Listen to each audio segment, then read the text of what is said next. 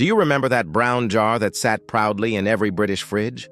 The one your nan would spread generously on your ham and cheese sandwich? Branston Pickle.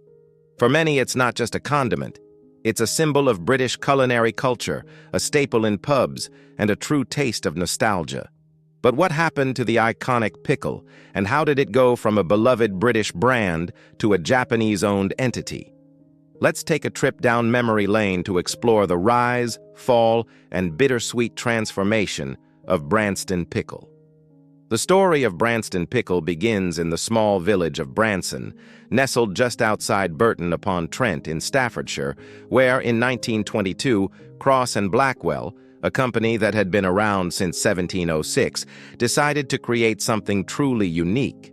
While they were no strangers to condiments, Branston was different. It wasn't just another jar of pickle. It was a symphony of textures. Diced swede, carrots, onions, cauliflower, and other vegetables were suspended in a sweet and tangy sauce with just the right amount of spice to tantalize the taste buds. The exact recipe has been a closely guarded secret, but what made it stand out was its perfect balance. Unlike other pickles that might complement a cheese board, Branston's versatility was its true strength. The sweetness cut through the richness of sharp cheese, while its tanginess balanced the fattiness of cold meats. And that spice, it was just enough to wake up the taste buds without overpowering the dish. It wasn't just a condiment, it was a necessary addition to every meal.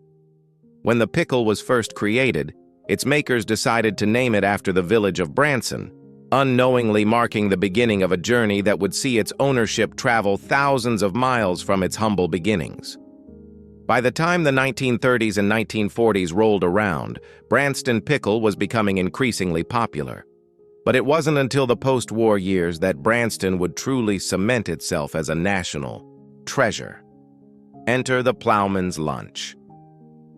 The idea for this simple yet satisfying dish was cleverly conceived by the Cheese Bureau in the 1950s, primarily to sell more cheese. But what made the Plowmans truly great was not just the bread, cheese, and butter. It was the generous dollop of Branston Pickle that brought everything together. Without it, the Plowman's lunch would have felt incomplete. By the 1960s, Branston was a household name. You couldn't walk into a British pub without seeing the familiar jar with its distinctive label. It wasn't just on pub tables either. Cafes stocked it. Workmen's lunches included it. It became a fixture in the average British home, and more importantly, it became a fixture of British culture. It wasn't just for special occasions. It was something you'd find on the table every day, accompanying sandwiches, cold meats at Christmas, or even cheese toasties. Over the next few decades, Branston Pickle became a national institution.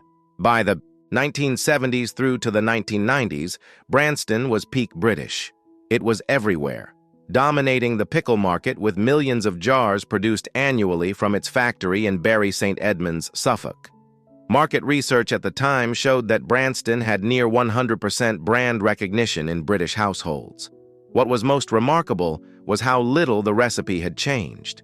While other companies were constantly reformulating, Branston stuck to its roots, keeping the same formula for generations. It was this consistency that built loyalty. Parents who had grown up eating Branston fed it to their children, and those children, in turn, continued the tradition. The pickle became a part of the British calendar, especially around Christmas. It wasn't Christmas without a cheese board featuring a generous helping of Branston Pickle. It was a condiment that transcended its original purpose. It became essential. There was even an attempt at expansion with a smoother version of the pickle for those who preferred less texture, but it was the original chunky variety that remained the king of the British pantry. However, this perfect pickle story was not to last. The 1960s saw the beginning of a trend that would shape the future of Branston: corporate consolidation.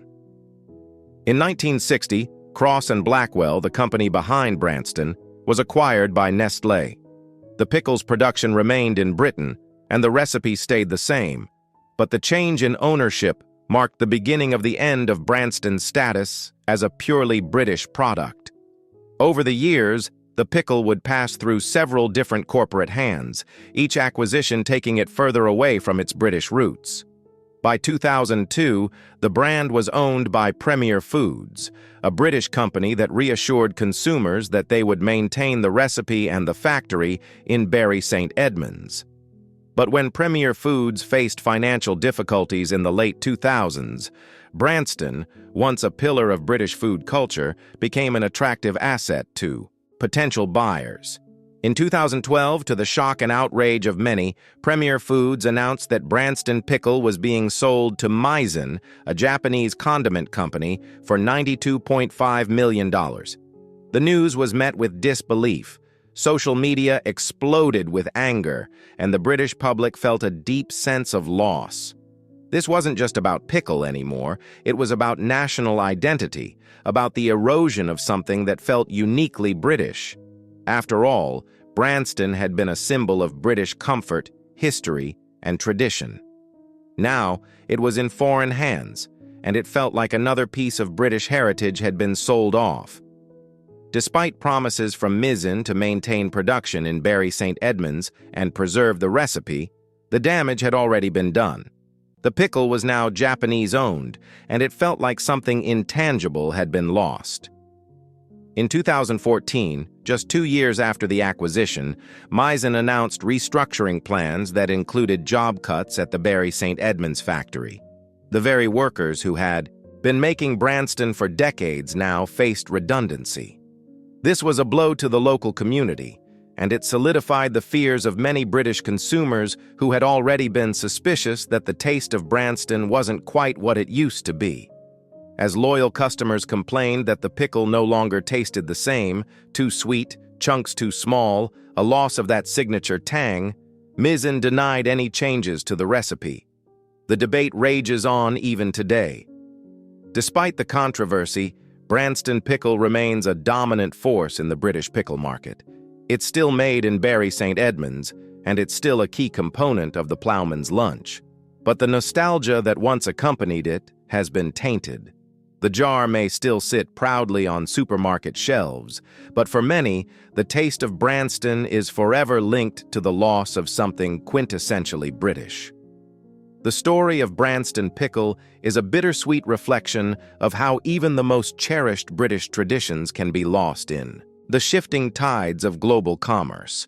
While it remains a staple in many households, the journey of Branston from Staffordshire to Japan serves as a reminder that national identity and heritage are more fragile than we might think. The pickle may still be there, but the story of how it got here will always carry a sense of nostalgia for what has been lost. If you've enjoyed this nostalgic journey into the history of Branston Pickle, be sure to like, comment, and subscribe for more stories about British culture and history. Do you have any memories of Branston Pickle or its role in your family? Share your thoughts in the comments. We'd love to hear from you.